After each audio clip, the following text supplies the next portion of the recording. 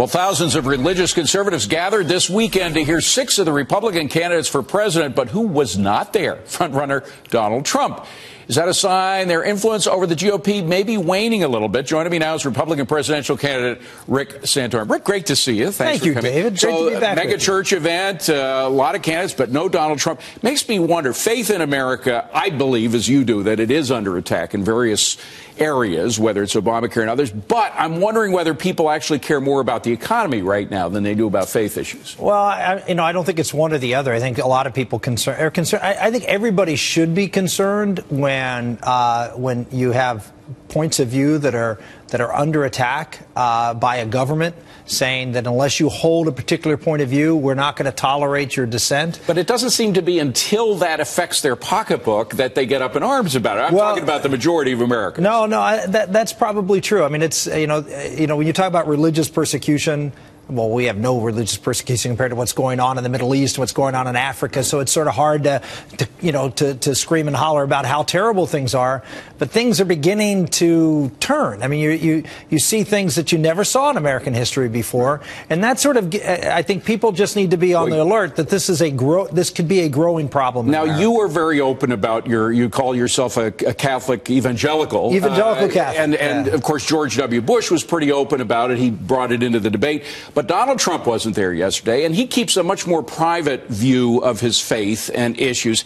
I'm wondering whether that's what most Americans prefer, is sort of a private faith holding like he does. Here's you are who you are, and everybody has some grounding principles, some moral principles by which you live your life and you determine what's right and wrong. I'm just pretty clear about what that is for me. What that is for me is the Bible and my faith, and those are sort of the touchstones for me by which I make decisions to what is right and wrong. Obviously, I gather evidence and information and use reason too. Right. But as far as my moral code that I try to live my life by, I try to live my life by that. And he may have a different moral code. Here's what I just say: at least you know where I am. It's pretty transparent. I mean, I'm a Catholic, been around for a couple thousand years, so you probably have a pretty good idea of what I'm thinking on things. What do you make of this flap between him and Jeb on 9/11? I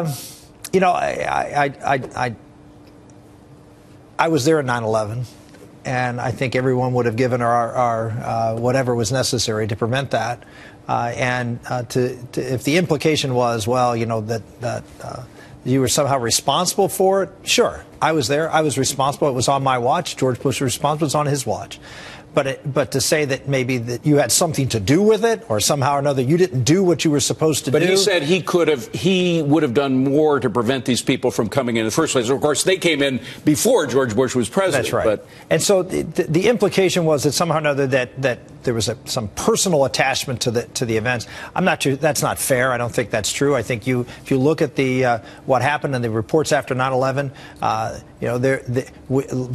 intelligence community didn't connect a lot of dots.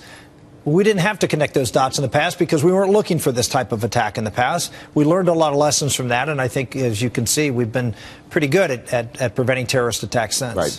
Very quickly, there's a poll in Pennsylvania. Pennsylvanians say maybe it's time for you to get out. What do you say? Well, one of the things that I know is that America loves both an underdog and a winner. And right now I'm an underdog, and I intend to be a winner. And so we're approaching this thing just the way we did 4 years ago. There was a poll out 4 years ago today that had us at 1% 4 years ago, and 2.5 months later I won the Iowa caucuses. Well, I got 3.5 months to the Iowa caucuses now.